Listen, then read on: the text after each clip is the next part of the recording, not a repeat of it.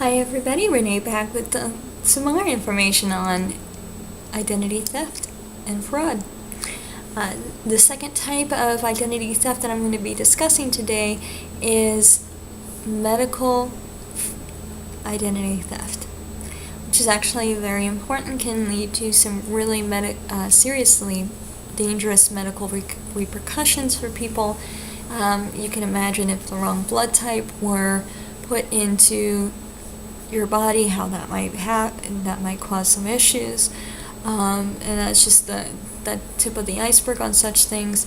Usually they're not as serious as that, but you do want to go ahead and keep an eye on this. And basically what a medical identity theft is, somebody using your insurance information to obtain medical services in your name for themselves. So that's something that can happen quite readily nowadays. A lot of people, with the high cost of health insurance and health care, are turning to fraud so that they can go ahead and get the health care that they need.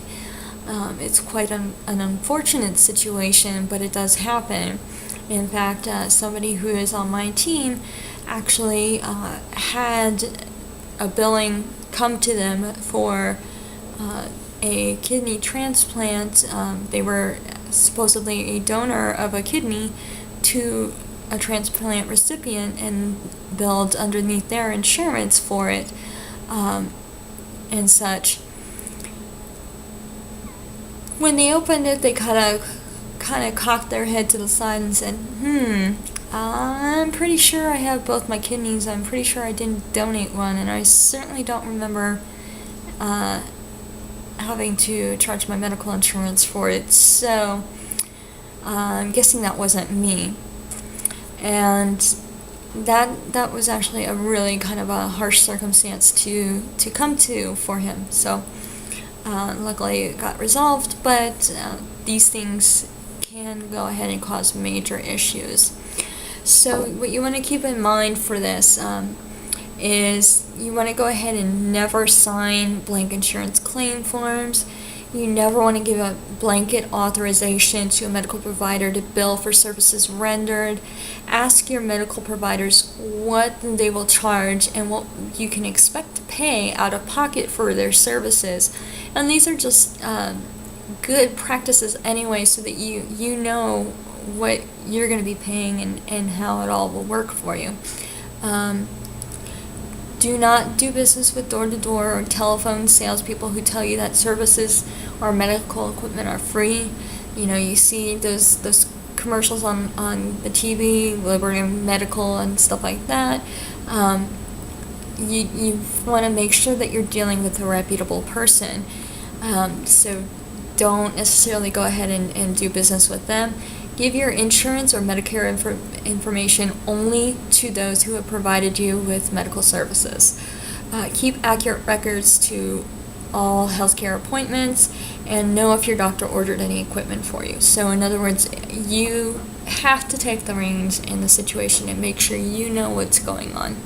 Otherwise, people can go ahead and slip things in there and do things that you would not have expected them to do.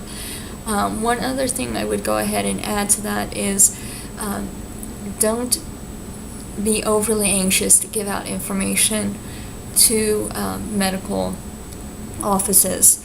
I've witnessed personally lately a lot of medical offices are asking for social security numbers and driver's license, copies of driver's licenses.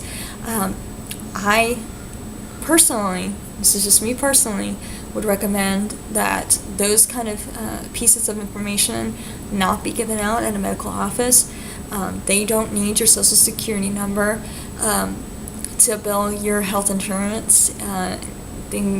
As far as, if you have private health insurance or anything like that, they certainly don't need a copy of your driver's license. And all you're doing by putting that in their hands is giving them more information that they can possibly go ahead and mishandle or have broken into, or some other way go ahead and have disclosed through their office with bad repercussions. So I would go ahead and add that to that little list that I've already given you. So hopefully that'll go ahead and give you some information, arm you with some good education in terms of keeping your identity safe.